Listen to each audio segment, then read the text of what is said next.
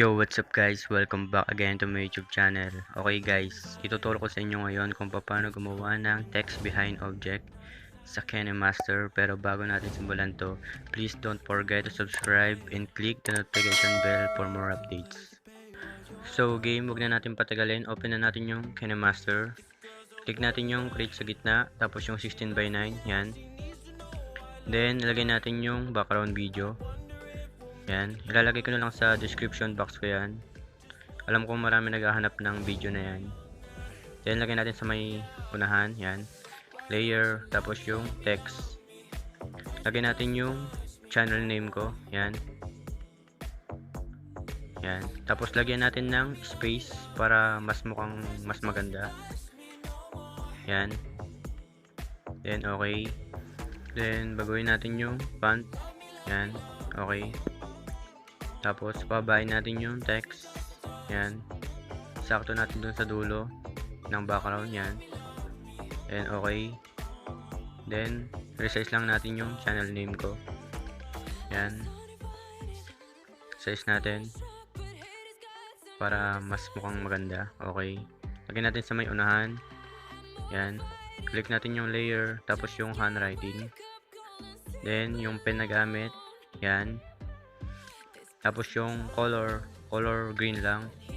Yan, color green. Then, takpan natin yung channel name ko. Yung text, yan, takpan natin.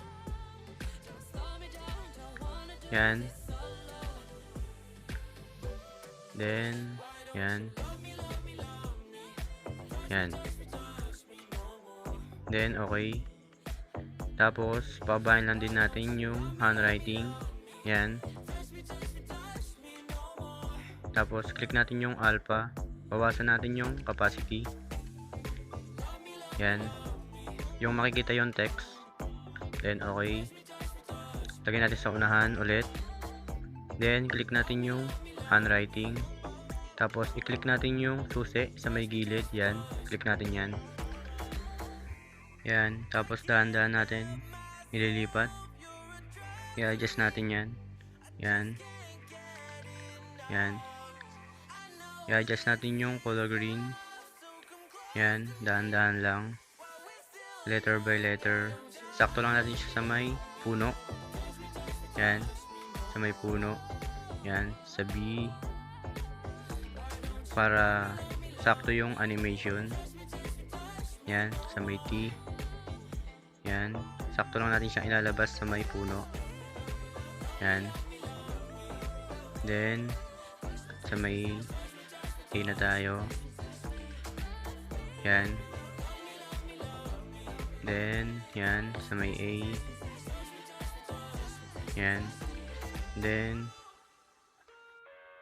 medyo matagal yan. Kaya, fast forward na natin. Yan. Bilisan natin ng konti. Yan. Sa may R. Then, sa E. Yan. Sa E. N. N. Yan. Sa may N ulit. Then, sa may O. Yan. Sa may L. Yan. Sakto lang siyang lumalabas sa may puno. Then, sa A. Then, sa M. Yan. Then, lagyan natin sa may dulo. Yan. Then, okay. Then, lagyan natin sa unahan. Then, click natin yung background. Yan. Then, click natin yung delete. Then, lagay natin yung bagong background. Lagay natin yung black. Tapos yung pabahin natin yung background. Yan. Then, sakto lang natin siya sa may dulo. Yan. Then, cut natin sa may right. Yan. Okay. Tapos yung black background, click natin. Gawin natin color green. Yan. Then, okay. Then, okay. Yan. Then, click natin yung handwriting. Click natin yung alpha. Lagay natin sa 100. Yan. Then, okay. Then, export natin. Yan. Yan. Then, click tayo ng new project. Yan. Then, 16:9. Then, ilagay natin yung sa background, yung original background. Yan. Then, lagyan natin sa unahan, layer, tapos yung media. Click natin yung nagawa natin. Yan. Then, click natin yan. Tapos, yan, full screen. Set natin sa full screen yan. Then, okay. Then, click natin ulit. Then, click natin yung chroma key. On nyo lang. Then, lagyan natin sa may 55. Yan. Okay. Then, play natin. Check natin. Yan. Sakto lang. Yan ang kalalabasan yan. Ganun lang kadali guys. Then, yan.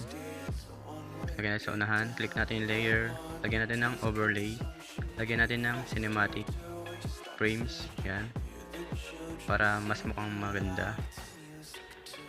Yan. Then, babayan lang din natin yung cinematic frames. Yan. Okay. Then, click natin yung sa taas, may export. Then, export na natin. Thank you for watching guys. Marami pa tayong gagawing video editing, saka photo editing. Kaya stay tuned lang kayo sa channel ko. And, see you in my next video. Bye-bye!